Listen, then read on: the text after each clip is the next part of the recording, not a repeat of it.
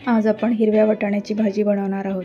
त्यासाठी आपल्याला लागणार आहेत हिरवे वाटाणे, एक टोमॅटो, एक कांदा, लसणाची पेस्ट आणि कोथिंबीर।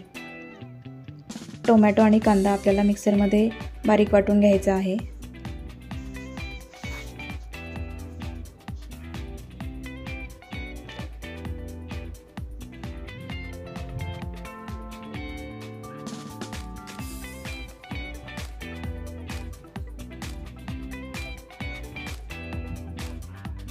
कांदा आणि टोमॅटोची पेस्ट वाटून झालेली आहे। त्यानंतर आपल्याला कढईमध्ये 2 मोठे चमच तेल टाकायचं आहे। तेल छान गरम झाले की त्यामध्ये लसणाची पेस्ट टाकायची आहे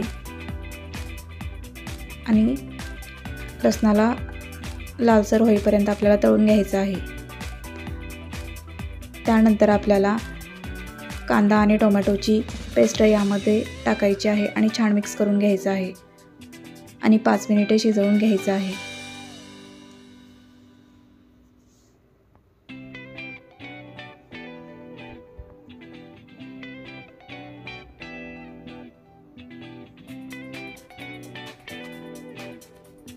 त्यानंतर चवीपुरतं मीठ टाकायचं आहे, 2 चम्मच लाल तिखट टाकायचं आहे आणि हळद टाकायची आहे आणि छान मिक्स करून घ्यायचं आहे।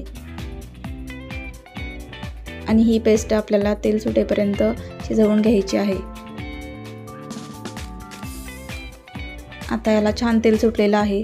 त्यानंतर आपल्याला यामध्ये हिरवे वाटाणे टाकायचे आहेत आणि मिक्स करून घ्यायचं आहे।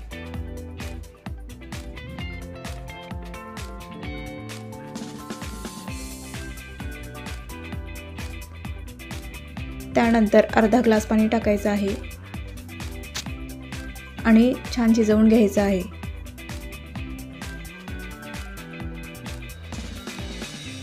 त्यानंतर थोडीशी कोथिंबीर टाकायची आहे। त्यानंतर थोडंसं भाजलेलं बेसन टाकायचं आहे, त्यामुळे भाजीला छान टेस्ट येते आणि थोडा वेळ भाजीला शिजवून घ्यायचं आहे।